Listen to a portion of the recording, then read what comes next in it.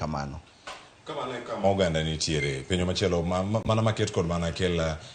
CPA Kennedy Abong'o bende twak mondo mi olernwa korka kori kamibete inene yo machalo nade omenda manya bedo ni nok pachoka itemo kunge koso omenda nyalo bedo ni nitiere koso nya bedo ni in chal mar wach en mane kiwinjo gik mantiere sani wacho ni austerity measures gi duto gi chal nade kamibete kaka jalony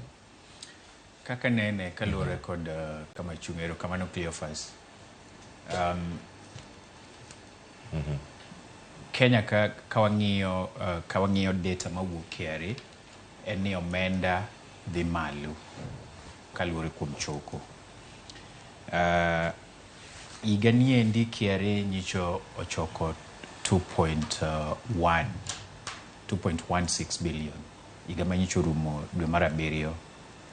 okng'eni sirkal rumo dwe mar 6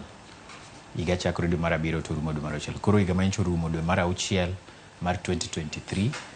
KRA nyicho ochoko 2.16 billion billion 2.1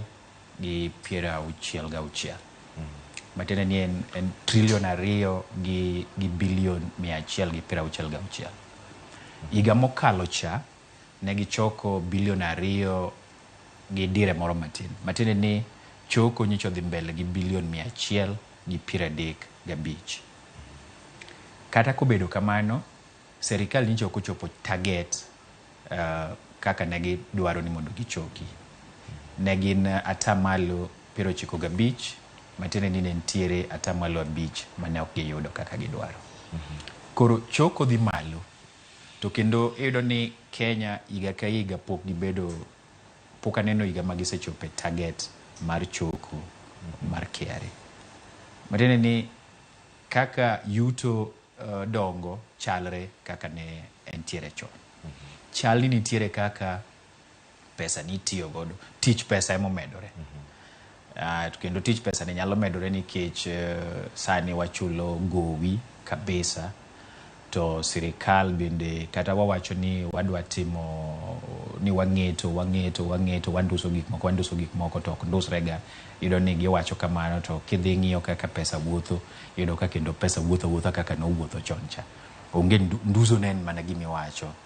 to ok otimre kuom kaka pesa tiyo wach mar adek en ni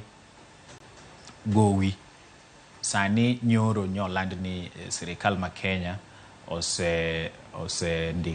osemanyo rieko kuom bank mar City kod bank mar Standard Group mondo migi rieko kaka ginyalo chulo Eurobond mar $2 billion dollars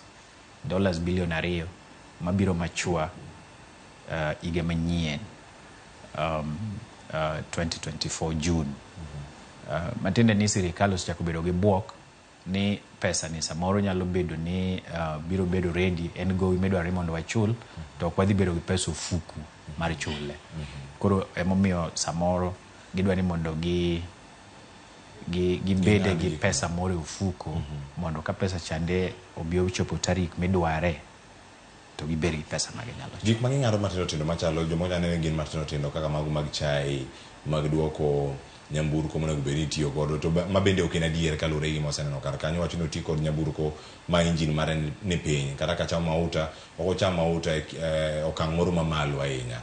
ng'ado gi kaka ng'ado gi e migepe mopogore kar ka chungo jogi madhi e wuoth en gino ma iparo ni en paro moro maliw manyalo miyo kata ka en chulo gowi mane yo minyalo tigo mondo mi okony gi achiel kuom yore minyalo tigo gi sirkal anyalo wacho ni kanya tiyo gi dho kisungu en a step in the right direction but an kama chunge kaka economist sirkal pod nitie gi gik mang'eny sirkand Kenya pod nitie gi gik mang'eny ma ginyalo timo mondo gikony lal mar pesa mar piny mamtiende ni mondo tigi pesa piny maber mokwongo en corruption pod walalo pesa mang'eny kabisa e corruption ma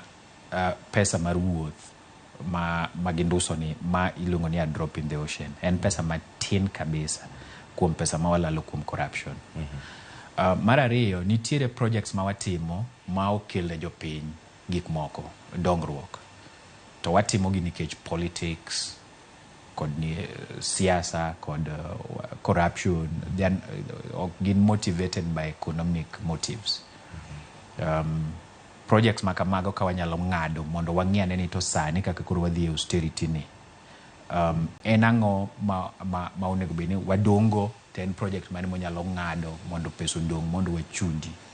mondo wachak koro wuotho maber. Mago pod ng'eny. Adani magi kanyo Daktari Dan Kaneli, nitie paro mantiere kaka ng'eto